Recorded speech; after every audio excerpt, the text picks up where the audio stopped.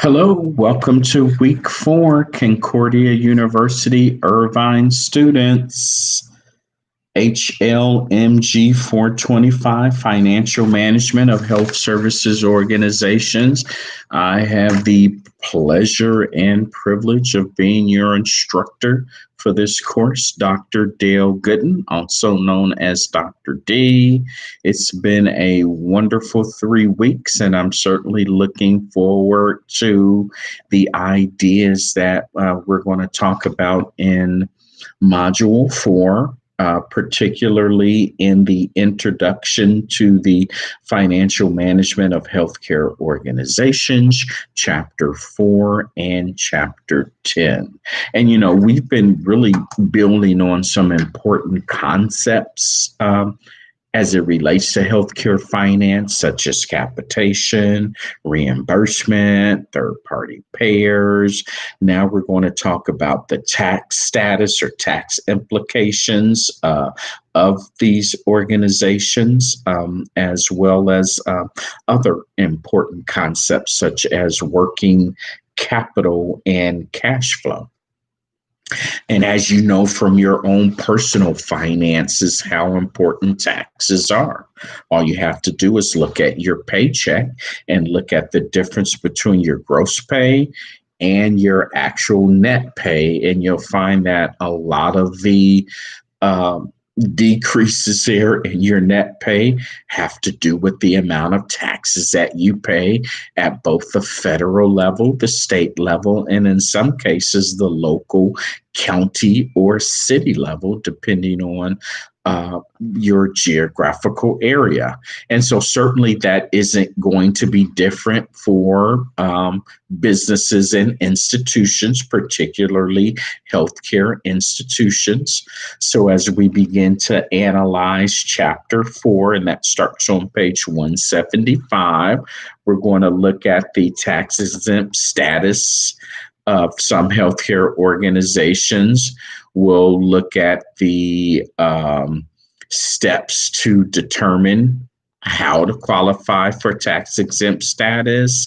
We'll look at the benefits of tax exempt status and also talk about some judicial, administrative, and legislative challenges to the tax exempt status. And so nonprofits are also known as tax exempts. There's an IRS code 501c3, and you'll hear those terms being used synonymous. Tax exempt or 501c3, which is the IRS code that exempts a organization. So kind of get used to that, right? And think about the amount of taxes that you pay out of your pocket, and imagine that if you were to have some type of tax exempt status, how that additional revenue could be used to reinvest back into services and back into programs and interventions and care plans that will make people healthier. Whereas if you're not a tax exempt organization, you're just a regular for-profit business, you certainly would have to pay those taxes, of course, and then any profit would be distributed to owners or shareholders, whereas in a tax-exempt organization or a 501c3 organization, not only do you not pay the taxes, but any type of increase over operating expenses would be reimbursed back into the services and back into the organization and would not be distributed to owners or not be distributed to shareholders. So that's the fundamental difference between a tax-free entity and a regular taxable entity. And we'll talk more about that in upcoming days and upcoming chapters. On page 77, it talks about the qualifications for tax exempt status. It talks about how under Section 501c3 of the tax code to qualify for tax exempt status, you have to operate exclusively as a charitable, scientific, or education organization. You have to serve the public rather than the private interest. You should not be engaged in transactions such as political campaigns or influencing legislations or excessive compensations or salaries, or subverting any other manners of substantial portions of the income or assets away from reimbursing them back into the business. And you'll automatically notice that on some of these lists here, particularly as it relates to political campaigns and influencing legislation, there's some gray areas there, right? Because we know that hospitals and charitable organizations try to influence legislation all of the time and certainly participate in political action groups or political activities that are geared towards influencing political outcomes. So, very slippery slope there as it relates to being proactive about shaping the environment through politics and through legislation, and at the same time maintaining your tax free or tax exempt status. And certainly in recent years and recent decades, we have seen organizations that didn't walk that fine line and end up getting themselves in trouble with the IRS because they did lose their tax exempt status because of their political activities. So very important there that that information is known to you and that you understand it as a manager and as an executive of that company or of that hospital. At the bottom of page 20, page 82 right now, and it talks about how the IRS has challenges to the tax exempt status of some of these organizations. And it talks about how audits starting in 1992 frequently reported irregularities and inappropriate physician recruiting, and taxable unrelated business incomes, if you will.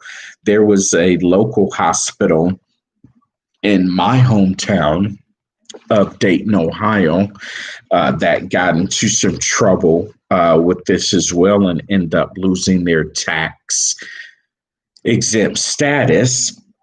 End up owing the IRS a lot of money as a result of them going back and auditing the activities of the hospital.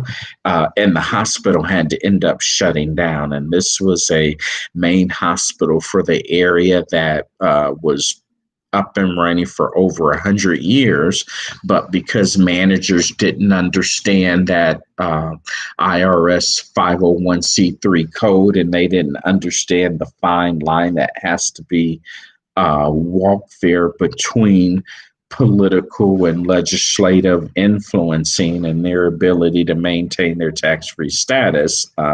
And so they end up losing the livelihood of a hospital and taking these resources away from people in the community that needed them, not to mention the thousands of people that work for that organization. So, and on page 23 here, or excuse me, page 83, we're talking about ideas such as patient dumping that became a high profile issues in the 90s and the 2000s.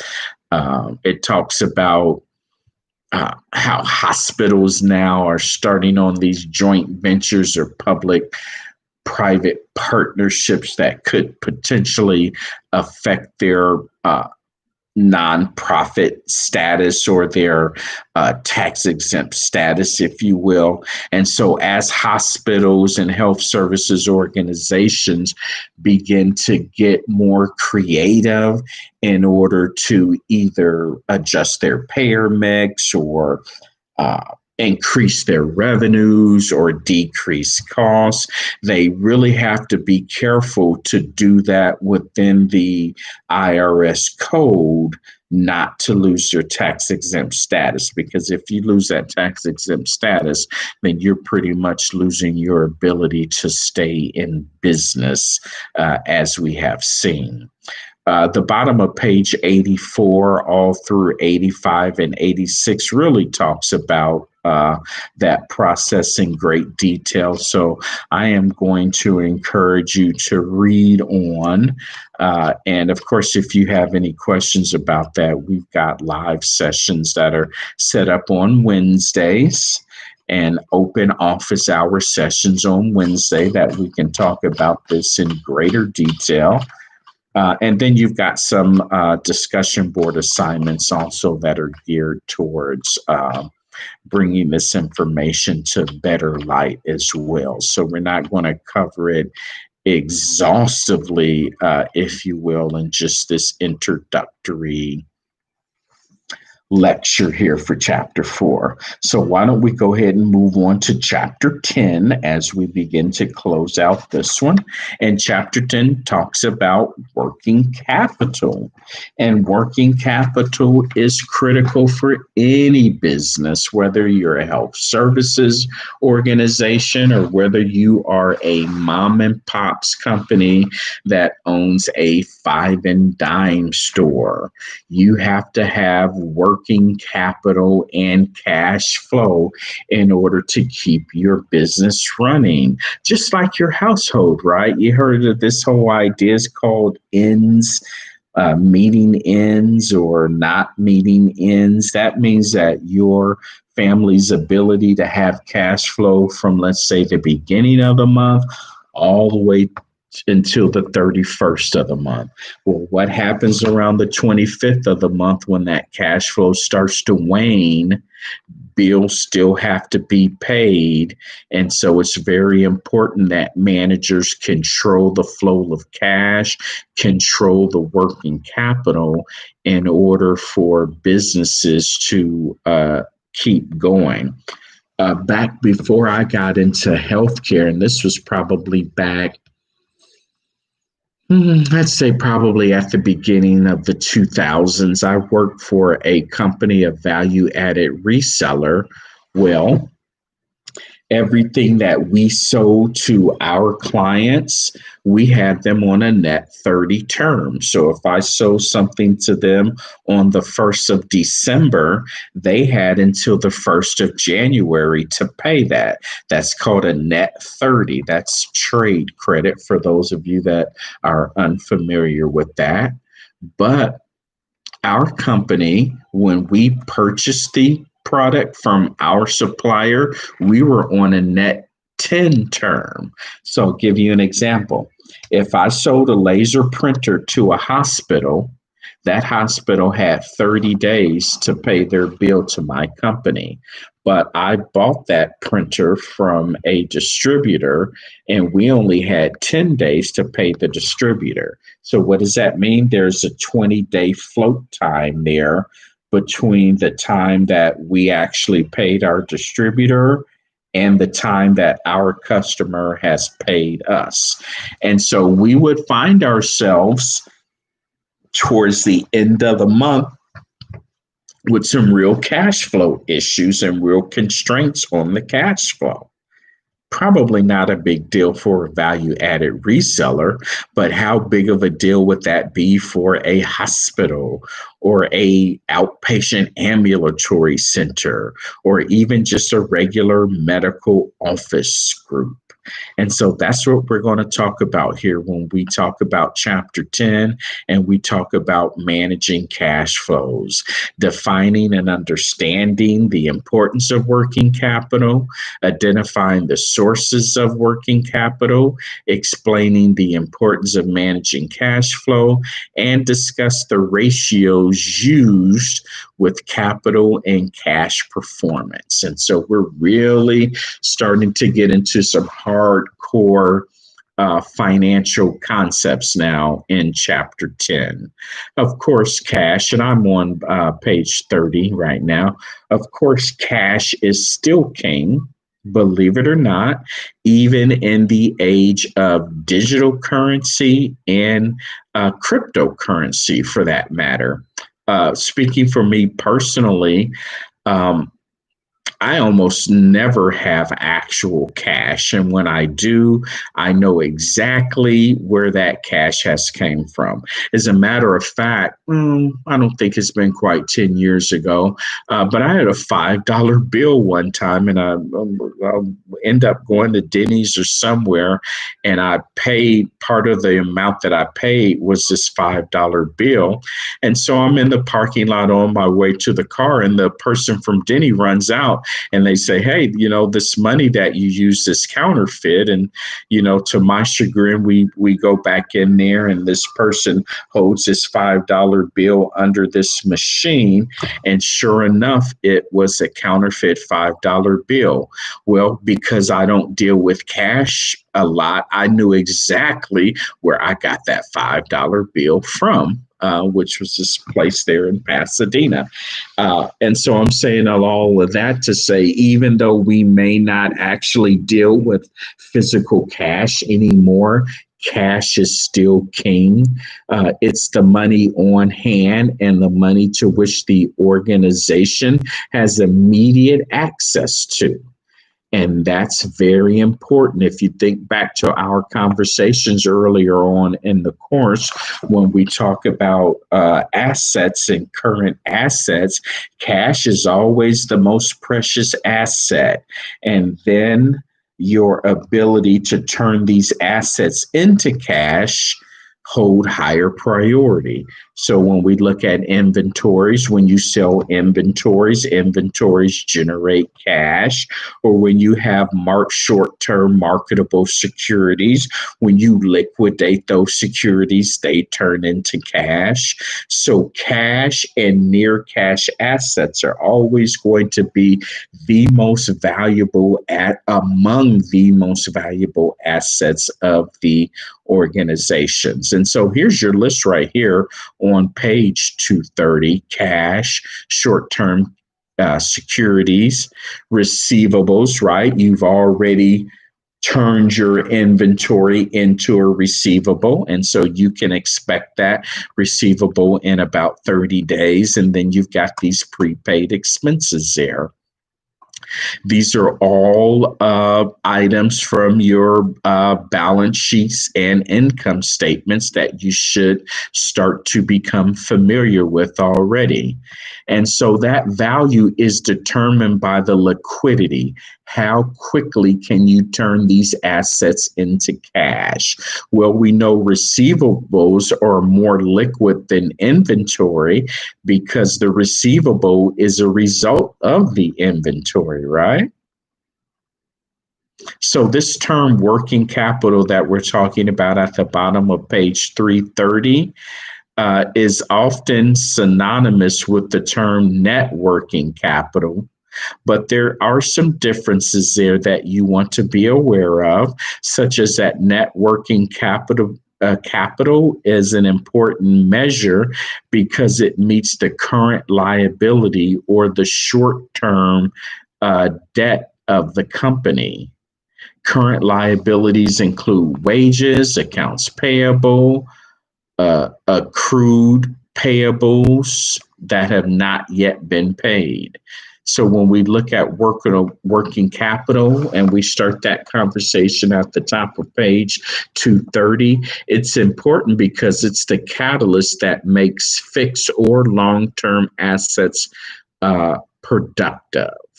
And so there's an example there where we talk about how fixed and long-term assets consist of building and equipments, um, but they cannot be productive or produce revenue unless the working capital in the form of employees or inventories or receivables are are mixed in that mix there. So healthcare organizations that possess significant amounts of working capital also enjoy other benefits of having working capital as well, such as good relationships with employees, good relationship with vendors, and significant amounts of working capital that will demonstrate to lenders and creditors that the company itself is financially viable and financially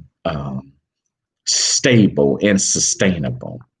So when we look at working capital, sources of working capital include money invested, net income, money that was borrowed through debt, money that was generated through the sale of goods or the services rendered. And so the sources and methods used to finance working capital, as well as the quantity of working capital to be maintained, is known as the working capital policy. And so now we're starting to get into this idea of strategic planning. And at the beginning of this course, we talked about how even though this is a finance course, how there's overlaps between finance, accounting, strategic planning that we're talking about right now, and also so there's corporate strategy is the other one. So all of those kind of tie in together, right? We can't look at any one in the vacuum because each one feeds each other. So you may have a question about working capital or about finance, but that question may not be able to be answered without understanding what the strategic plan is or what the overall corporate strategy is, for example. So why don't you take a look at Exhibit 10.1, and it talks about financing temporary working capital needs. And so it looks like this hospital has a 63-day cycle here. And so you see all of the expenses and all of the debts, equity, and credit that were generated there. And as you can see there in Exhibit 10.2, you see the ebbs and flows of the revenue streams there. And so the more of the difference between these items here, particularly as it relates to the generation of cash flow, could significantly affect how that company or how this hospital manages their cash flow and how they are able or may not be able to meet their short-term financial obligations. Remember, when we look at it from an economic perspective, and that's another one of those variables that I didn't mention there. So we've got finance, accounting, economics, corporate strategy, and strategic planning. All five of those are intertwined together. And so when we look at it from an economic perspective, you've got short-term obligations and you've got long-term obligations. So managing the cash flows allows you to meet both short-term and long-term.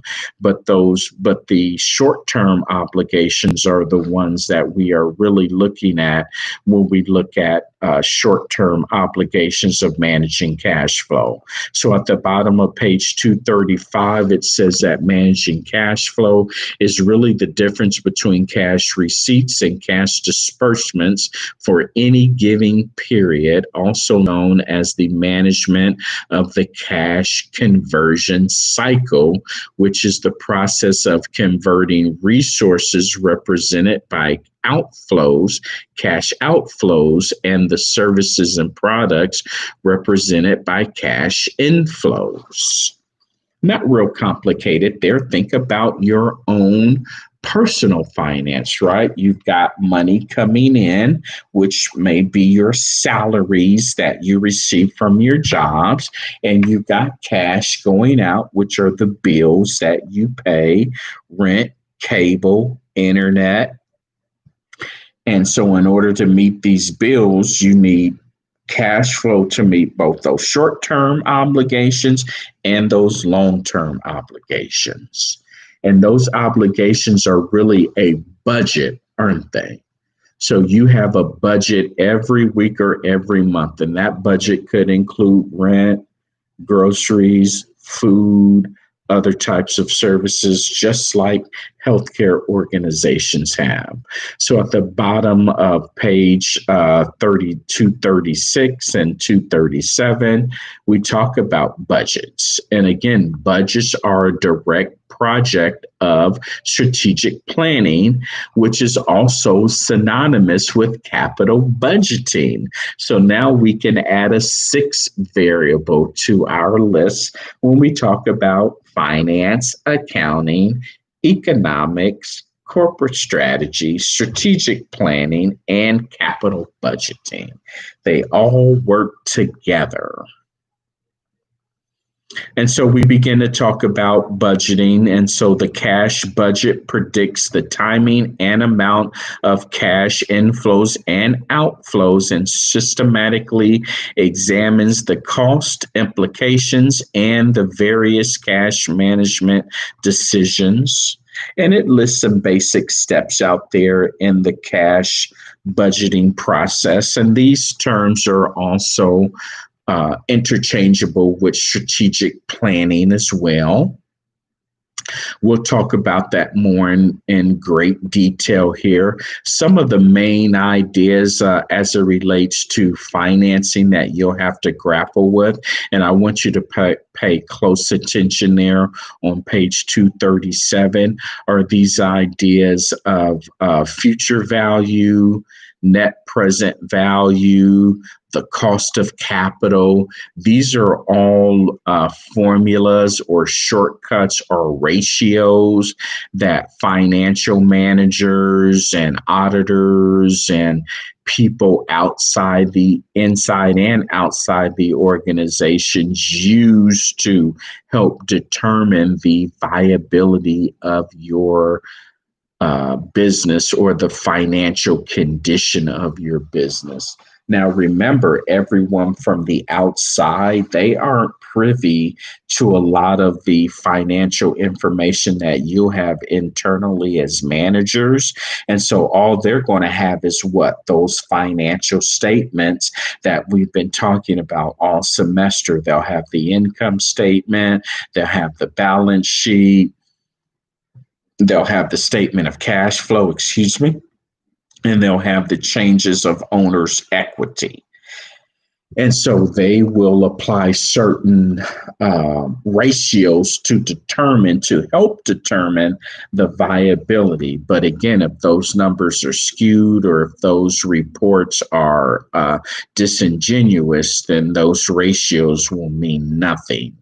But when we look here at the present value, the net present value, and the cost of capital, these are ratios that managers use to determine if a project should move forward or not.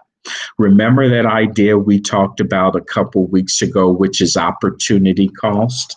And so an organization will only have one pool of money. So let's say in this case, this hospital has a pool of $10 million. And of this $10 million, they've got to determine what project will they invest in. Will they invest in building a new wing for a hospital, for the hospital, a new tower perhaps? Will they invest in upgrading medical technology or upgrading computer technology, for example? Well, how managers make those decisions is they look at the cost of capital and how much it will cost in real money in order to build that project, in order to fund that project. And if that project falls outside of the payback time, or it falls outside of the internal rate of return, then that product can get scrapped for another product. And that's another project for another project. And that's where we get into this idea of opportunity cost. And we'll get into it in more detail. Certainly, we're not going to hash it out over this introduction video. But what I want you to do now is pay special attention to the bottom of page 239 and all of those ratios that are on 239, 240, and 241. These are the ratios, numerators and denominators, that people both inside and outside of the organization use in order to help determine how financially viable your organization is. And we'll do a deeper dive into those ratios this week and over the course of this course. But keep in mind that, these are people that are outside of the organization. All they have is the numbers that you provide to them in these financial statements. And so they take elements from each financial statement, one being a numerator, one being a denominator, and they come up with the ratios. Generally speaking here, ratios that are under 1 are more profitable, and those that are over 1 are not. But that isn't a hard, fast rule, because again, it will determine what it is determined by, it is determined by whatever it is that you're measuring. Okay, I think that's enough fun stuff for one introductory video. We are in chapter 4, or week 4. So we've got an open office hour session this week, and I would encourage you to dial into the session if you want to go into greater detail. And then, of course, through the assignments and the discussion board. So we'll continue to unpack these issues, but it's very important that you grapple with it. You cannot scratch the surface of this stuff and expect to get it, because this is the building blocks that you'll need in order to master this at the master's level. And so if you don't grapple with what you're supposed to get now, you're going to really have issues at the master's level, and certainly not be as effective and productive as you can be once you're in the real world managing health services. Okay. Thank you very much, friends. God bless you. And I look forward to reading your papers and participating in the discussion boards.